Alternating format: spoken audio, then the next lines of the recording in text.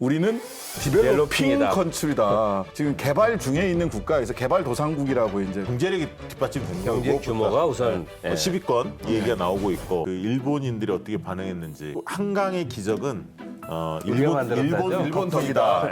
최빈국에서 벌써 선진국이 되다니 곧 일본을 추원할 것 같다. 두 분께 축하를 좀 드리려고 합니다. 축하드립니다. 어떤 것 때문에? 축하드립니다. 선진국 국민이 된 거. 박수 한번 그거죠. 선진국 국민이 된 거. 제가 꽃이라도 준비하려고 그랬는데 저 후진국 시점에 태어나셔서 네. 선진국까지 맛보시고 대단하십니다. 네. 너무 빨리 알아버리시네. 정말로 우리나라가 이제 선진국이라는 게 이제 공인이 된 거죠. 지난 2일에 열린 운크타드라고 우리는 그동안 불러왔는데 유엔 무역개발회의가 국가 분류에서 우리나라를 선진국으로 변경을 했죠.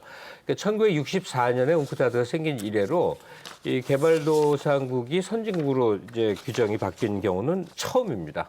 소감이 어떠십니까, 일단? 아마 국민들한테 물어보면 선진국의 일원이 된 걸 축하합니다 하면 머리를 처음에는 좀 극적하다가 한번 생각해 보면 아 맞아.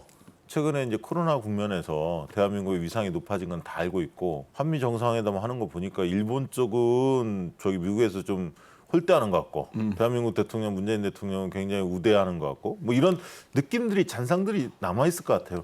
그래서 한번 생각해보면 아 맞구나 실감할 것 같은데 어쨌든 우리의 그 소프트 파워가 경제나 문화 뭐 여러 가지 측면에서 굉장히 발돋움했다는 것을 많이 느낍니다. 뭐 유명한 BTS부터 시작해서 한류, 뭐 윤여중, 뭐 봉준호, 뭐 등등 쟁쟁하지 않습니까?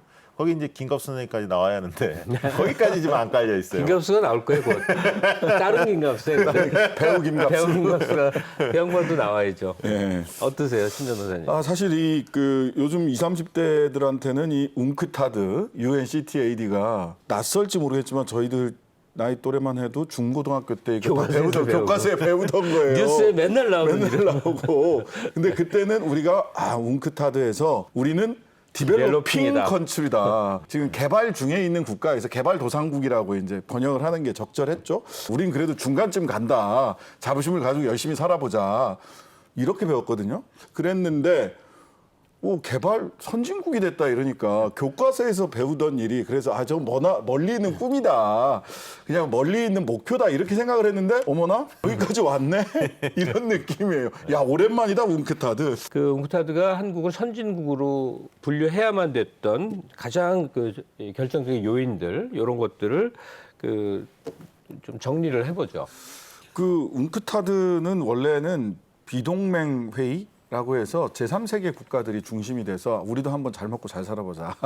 그때는 수하르토 인도네시아 대통령이 거의 힘을 썼고 예. 김일성도 그럼요. 비동맹에서 완전히 힘쓰던 예. 시대죠. 지금도 기억나요. 남미에 가면 2000년대 초반에 제가 남미에 갔는데 코리아에서 왔다니까 우리 한국책 있다 그러면서 김일성 전집을 갖다 보여줘가지고 제가 깜짝 놀랐습니다. 이거 사진 찍지 마라 이거 큰일 난다. 네, 여튼 그렇게 해서 그 국가들이 중심이 돼서 공식적으로 아시아, 아프리카 등 주로 개발도상국 포함된 A그룹이 있고요.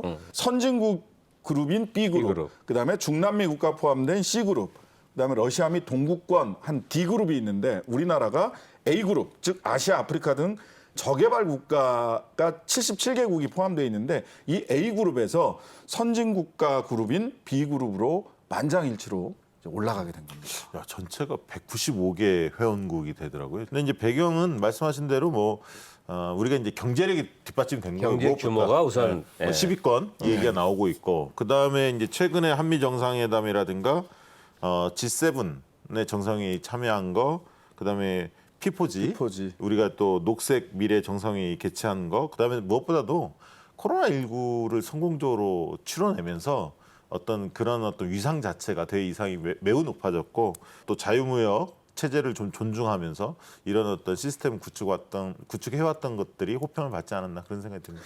그러니까 지금 말씀하신 대로 B그룹이 그 선진국 그룹이랑 B그룹이 31개 국가 정도 있다라고 하니까 야 우리는 G7 플러스 뭐 이렇게 갔었는데 31개국 들어간 게 뭐가 축하할 일이냐라고 생각을 하실 수도 있어요. 근데 여기에는 한 10개 국가는 홀리 컨트리라고 그래가지고 그 바티칸 시티 이런 등등의 종교 국가들이 네. 쭉 있어요. 그래서 사실은 한 20여 개 국가 정도가 회원국이라고 할 수 있고 B그룹에 우리나라는 실은 96년 OECD 가입하면서 A그룹에서는 이미 탈퇴가 된 A그룹에서는 이미 나왔어요. 근데 B그룹으로 가지 못하고 한 15년 정도 25년인가요? 25년 정도 있었던 거죠. 96년에 나와서. 근데 이번에 B그룹으로 선진국 그룹으로 들어가게 된 겁니다. 근데 코로나가 종식되고 해외 여행이 다시 활성화됐을 때 전 궁금합니다. 한국인이란 이름으로 해외를 다닐 때 이제 그들의 시선이 어떻게 바뀌어 있을지. 한 20년 전, 30년 전 해외 나가면 Are you Japanese? 제페니스. 예. 그다음에 한 10수년 사이에는 네. Are you Chinese? 했거든요. 이번에 나가면 Are you Korean? 하고 묻는지 그 첫 물음만 봐도 위상을 느낄 수 있을 이 겁니다. 소식에 그 일본인들이 어떻게 반응했는지 그 다룬 기사가 있더라고요. 아, 그래요? 한번 읽어봤더니 예. 일단은 한강의 기적은 우리가 만들었다죠? 일본 덕이다. 이 얘기가 먼저 나오고요. 두 번째로는 그 얘기 나오더라고요. 세계 최빈국에서 벌써 선진국이 되다니 곧 일본을 추원할 것 같다. 이런 긴장감도 좀 느껴졌고요. 또한 의견은 이제부터는 원조 받는 쪽에서 이제 원조를 하는 쪽으로 바뀌었기 때문에 지금처럼 때를 쓰면 어떻게 해줄 입장이 아니다. 우리가 안 이런 식으로 도와줘, 좀 이러죠. 냉소적으로 반응한 기사 내용도 있었습니다. 어쨌든 공여국으로 좀 바뀌었지 않습니까? 예. 네. 이제 뭐 저개발국에 우리가 여러 지원을 해야 해야 되는 되는 입장이죠. 입장이죠. 그걸 예. 어떻게 보면 약간의 이제 부담도 있는데 그만큼 책임 이런 부분들이 중요하게 된 것 같습니다. 개도국 아시아 태평양 그룹 대표에서 이제 파키스탄 대표부 대사가 조정자 역할을 해주기를 희망한다라고 공식적으로 밝히기도 했고요. 그 바이든 대통령이 문재인 대통령에 대해서 좋아하는 그 아주 호감을 표현하는 가장 큰 이유 중에 하나가 국제사회의 선진국 국가로서의 책임 이런 부분들을 굉장히 강조를 했어요. 국제사회에서 개발도상국과 선진국 사이의 조정자 또는 이미 선진국가로서의 본인들의 우리나라의 노하우를 개발도상국이나 저개발국에게 충분히 공유하겠다라고 하는 국제사회의 일원으로서의 책임감을 강조하고 있다. 그리고 그게 진짜로 느껴진다라고 하는 것 때문에 바이든 대통령이 굉장히 호감을 많이 표했던 것으로 보입니다. 예. 선진국 진입, 뭐 진입이라기보다 선진국 규정의 이제 실질 이유 몇 가지만 좀 살펴보겠습니다. 그 중에는 일단 상반기 수출액이 3천억 달러 돌파를 했습니다. 역대 최고치 찍은 건데 전 세계 수출 비중에서 우리가 차지하는 비중이 놀랍게 높은 건데 하반기 수출의 관건은 뭘로 봐야 될까요? 그 지금 뭐 전문가들이 예상하는 걸 보면 어쨌든 4차 산업과 연관된 품목들이 좀 잘 나올 것 같다. 그래서 이제 반도체, 뭐 전기차, 2차 전지 뭐 이런 것들을 많이 예상하더라고요. 그리고 선박, 자동차 부품 이런 분야들. 중국 관련해서도 우리가 문화 콘텐츠나 이런 부분에 강점이 있기 때문에 올해 당장 뭐 굉장히 치열하게 경쟁을 하고 있습니다만 수출은 양호할 것이다 이렇게 좀 전망하는 것 같습니다.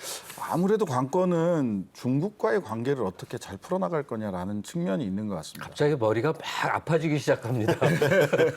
이게 보통 어려운 보통 문제가 어려운 일이 아니어서. 아니에요. 사실은 이제 문화 콘텐츠 부분도 우리가 강점은 있지만 실은 혐한 감정이라든지 또는 사드 이후에 굉장히 문화 콘텐츠가 예전만큼 수월하게 만리장성을 넘기가 쉽지 않아진 측면들이 좀 있습니다.